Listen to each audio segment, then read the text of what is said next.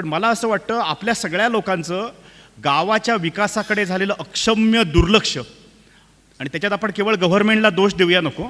Government, गावातले शिकलेले लोक, म्हणजे कोकणाचं निम्म नुकसान जर कोणी केलं असेल तर कोकणातल्या सारस्वतांनी ज्या दिवशी कोकण सोडलं, कोकणाच्या नुकसानाला सुरुवात झाली असं मी म्हणतो. कारण स्ट्रॅटेजिक प्लॅनिंग करण्याची क्षमता, आणि सारस्वत बाय कास्ट आपण म्हणूया नको, नाहीतर आपण गडबडीत अडकू.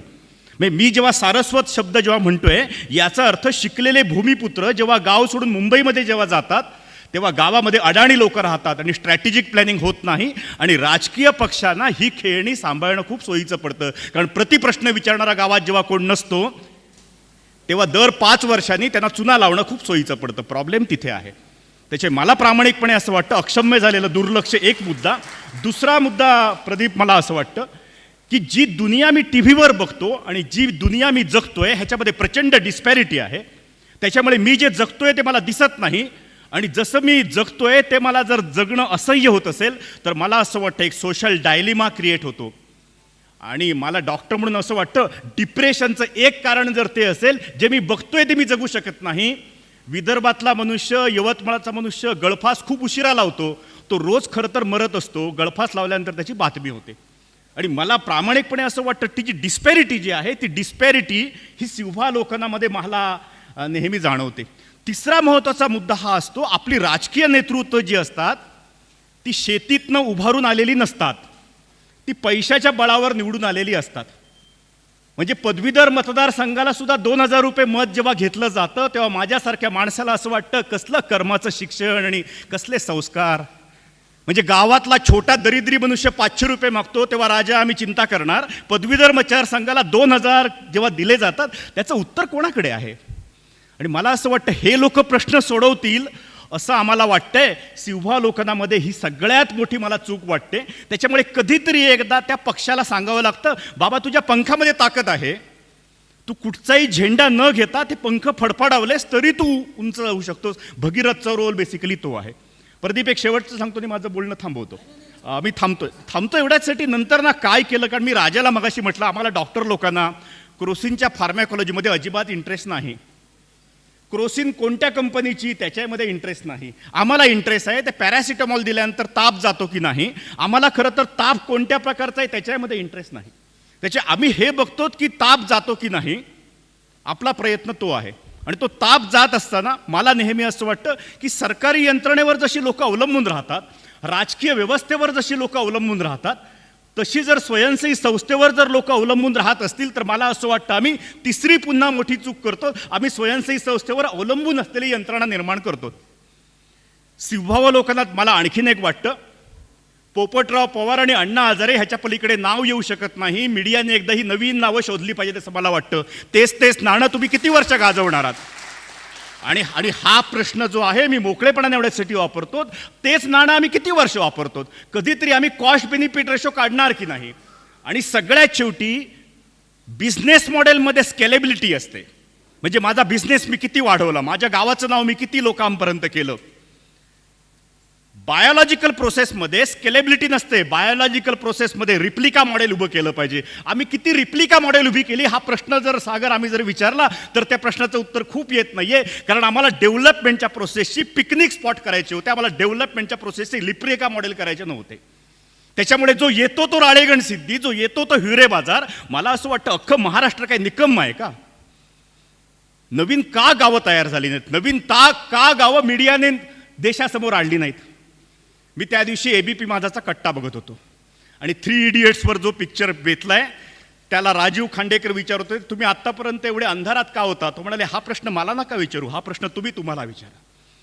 म्हणजे आमच्यासारख्या माणसाला तुम्ही अंधारात ठेवला तर तुमचा प्रॉब्लेम आहे, आमचा प्रॉब्लेम नाही आहे. मी त्या दिवशी बाबा आमटेंचा पिक्चर कोणीतरी बघितला आणि गमतीन कोणीतरी असं म्हटलं, नाना पाटेकरने काम खूप चांगलं केलं आहे. मला असं वाटतं प्रॉब्लेम तो आहे.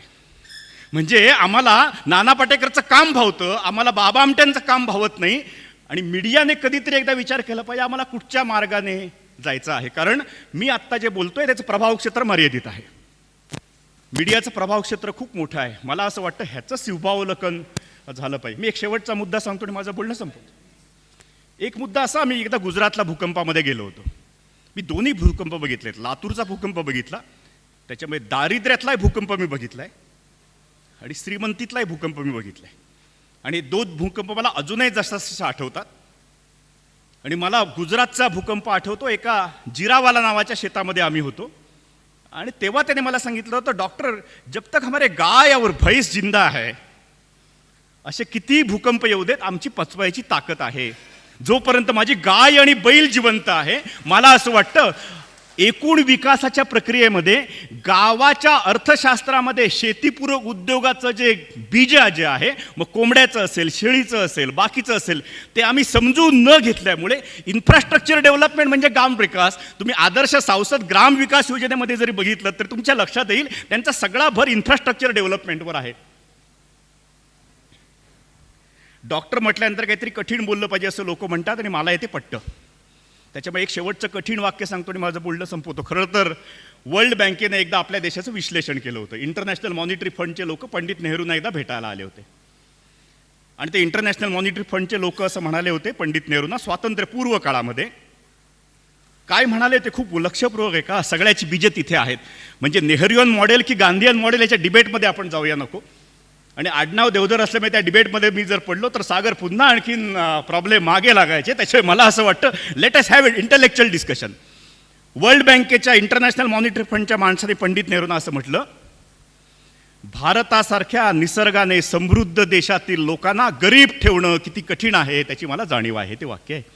आय रिपीट, हे भारतासारख्या निसर्गाने समृद्ध लोकांना पॉलिटिकल लोकांनी गरीब ठेवणं किती कठीण आहे. म्हणजे आम्हाला कधी ना कधीतरी माझं बायोमॅस बँकिंग कोण शिकवणार आहे की नाही, माझ्याकडे काय आहे आणि मी काय विकू शकतो. म्हणजे एका गावामध्ये वावडिंग नावाची एक वनस्पती मिळते, आमच्या कोकणामध्ये ती खूप मिळते, ज्याला विडंगारिष्ट म्हणतात, जे कृमीसाठी औषध वापरलं जातं.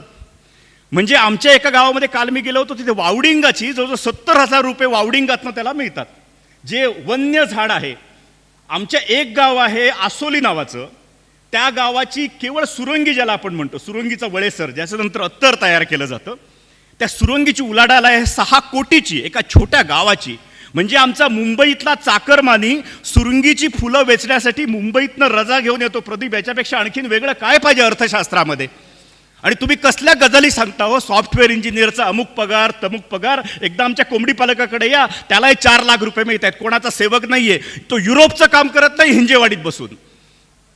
आपल्याला सगळ्यांना कौतुक कोणाचंही माहिती आहे, आम्हाला कौतुक आहे हिंजेवाडीचं. हे कौतुक पहिल्यांदा ती काढून टाका, कारण त्यांचं मार्केट खाली आल्यानंतर कदाचित तुम्हाला कोण घेणारही नाही. त्याचे मला असं वाटतं tradable business, non tradable business आणि बायोमास बँकिंग, मला असं वाटतं आम्ही 2 विषयामध्ये खूप चांगलं काम केलं. पण सिंहावलोकनामध्ये लक्षात येतं आम्ही त्या बायोमास बँकिंगचा विचार केला नाही. मला असं वाटतं सिंहावलोकनात एवढंच पुरे. औषध काय दिलंय ते मी नंतर तुम्हाला सांगतो. धन्यवाद.